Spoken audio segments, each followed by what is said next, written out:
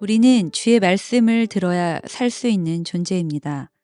오늘의 본문 말씀은 아모스 7장 10절부터 17절 말씀입니다. 말씀 살펴보기. 그때 베델의 제사장 아마샤가 이스라엘 왕 여로보암에게 사람을 보내 이렇게 알렸다. 이스라엘의 백성 가운데 아모스가 왕을 배반해 반란을 계획했습니다. 이 나라가 아모스가 말한 모든 것을 참을 수 없습니다. 아모스가 이렇게 말했습니다. 여로보암은 칼에 맞아 죽고 이스라엘은 분명코 자기 땅에서 사로잡혀 포로로 끌려가게 될 것이다. 또 아마샤는 아모스에게도 말했다. 예언자야, 너는 유다 땅으로 도망쳐라. 요다에 가서 거기서 예언하며 벌어먹어라. 더 이상 베델에서는 예언하지 마라. 이곳은 여로보암 왕의 성소이며 왕의 궁궐이다. 아모스가 아마샤에게 이렇게 대답했다. 나는 예언자가 아니고 예언자의 아들도 아니다.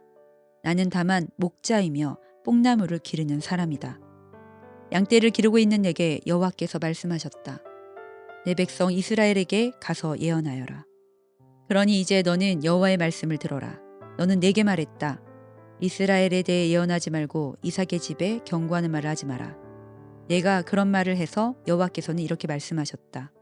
내 아내가 성 안에서 창녀가 될 것이고 내 아들과 딸들이 칼에 맞아 쓰러질 것이다. 내 땅은 줄자로 재어 다른 사람에게 나눠줄 것이고 너는 사로잡혀 가서 낯선 땅에서 죽게 될 것이다. 그리고 이스라엘은 분명코 자기 땅에서 사로잡혀 포로로 끌려가게 될 것이다. 오늘의 팁. 베델의 제사장. 북이스라엘 왕국의 초대왕이었던 여로보암 1세는 금송아지를 베델과 단에 각각 두고 레위 자손이 아닌 보통 사람을 제사장으로 세웠습니다. 14절에 나는 예언자가 아니고 예언자의 아들도 아니다. 예언자는 제사장과 달리 혈통으로 이어진 직분이 아닙니다.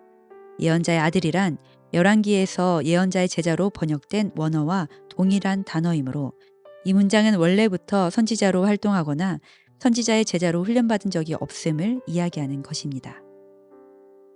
말씀 이야기. 선지자 아모스가 세 번째 환상까지 본 후인 바로 그때 베델의 제사장 아마샤는 이스라엘 왕 여로보암 2세에게 사람을 보내 아모스를 고발합니다. 고발 내용은 아모스가 여로보암 왕의 죽음과 나라의 멸망, 즉 이스라엘이 사로잡혀 포로로 끌려갈 것을 예언했다는 것입니다. 그리고 아마샤 제사장은 아모스에게도 직접 베델에서 예언하지 말고 유다에 가서 예언하며 벌어먹으라고 말합니다. 이에 아모스는 자신이 원래부터 선지자로 활동하던 사람이 아니라 목자였으며 양떼를 치던 때에 여호와의 소명을 받았다고 답합니다.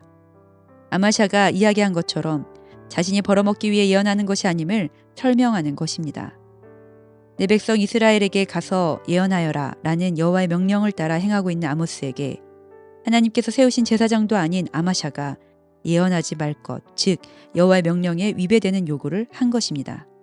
이로 인해 아마샤에게 여호와의 심판이 선포됩니다. 곧 아마샤의 아내는 창녀가 되고 자녀들은 죽게 될 것이며 그의 땅은 다른 사람이 차지하고 그 자신도 사로잡혀 낯선 땅에서 죽게 된다는 것입니다. 그리고 아모스 선지자는 자신이 앞서 예언한 대로 이스라엘 또한 자기 땅에서 사로잡혀 포로로 끌려가게 될 것을 다시 한번 확실하게 이야기해 줍니다. 베델은 하나님의 집이라는 뜻을 지닌 곳입니다. 그러나 제사장 아마샤는 이곳을 여로보암 왕의 성소라고 부릅니다. 하나님의 집에서 사람이 세운 제사장이 하나님께서 세우신 선지자를 향하여 하나님의 말씀을 전하지 말라고 합니다. 하나님의 예언은 자신의 백성을 살리기 위해 죄에서 돌이키도록 하는 데 목적이 있습니다. 그러므로 이스라엘 백성은 생계를 위해 점치는 자가 아닌 참 예언자의 말을 들어야 살 수 있습니다. 축복의 내용이든 저주의 내용이든 하나님의 말씀이라면 귀를 기울여야 합니다. 그것을 거부하는 자에게 임할 것은 심판뿐입니다.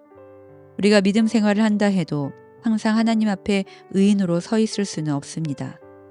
하나님 뜻에 반하는 마음을 품거나 옳지 못한 행동으로 성령을 근심케 할 때가 있을 것입니다.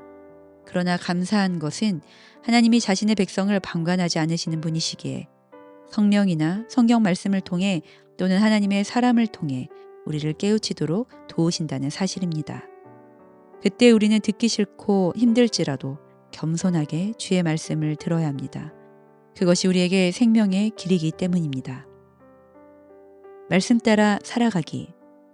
나는 하나님의 말씀에 어떻게 반응하고 있습니까? 좋은 소리뿐만 아니라 듣기 싫은 소리라 할지라도 하나님의 말씀이 확실하다면 듣고 순종할 준비가 되어 있는지 성령의 조명하심 아래 자신을 점검해 봅시다. 말씀대로 기도하기. 한국 교회가 하나님의 말씀을 전하고 선포하는 진정한 하나님의 집으로 계속해서 서 있을 수 있도록 함께 축복하며 기도합시다.